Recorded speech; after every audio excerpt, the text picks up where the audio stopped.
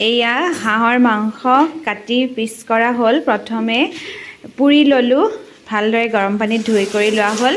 এইফালে ইয়াত দিয়া হৈছে অলপমান তেল, মিঠাতেল অলপমান দিয়া হ'ল, সৰিয়হৰ তেল, তাৰপিছত তেজপাত, পিঁয়াজ, নহৰু, আদা, জালুকৰ এটা পেষ্ট বনাই লোৱা হৈছে। সেইখিনি দি এতিয়া খুব ধুনীয়াকৈ ভালদৰে ভাজি লৈছোঁ আৰু শুকান জলকীয়া দুটাও দিয়া হৈছে।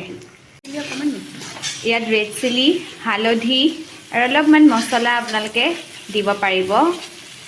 সোৱাদ অনুসৰি ধুনীয়াকৈ নিমখটো দি দিব। এয়া এতিয়া মাংসখিনি আমি দি আছোঁ। পিঁয়াজ অলপমান বেছিকৈ লৈছোঁ। চব বেছিকৈ লৈছোঁ, আদা নহৰু চব বেছিকৈ লৈছোঁ। পৰিমাণটো যিহেতু মছলা মাংস বহুত, এটা হাঁহ, সেইকাৰণে পৰিমাণটো অলপ বেছিকৈ ল'ব লাগিব।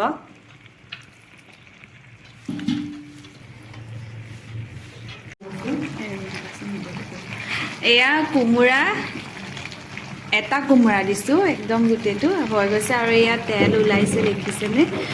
আৰু খুব ধুনীয়াকৈ এতিয়া উতলিব লাগিব।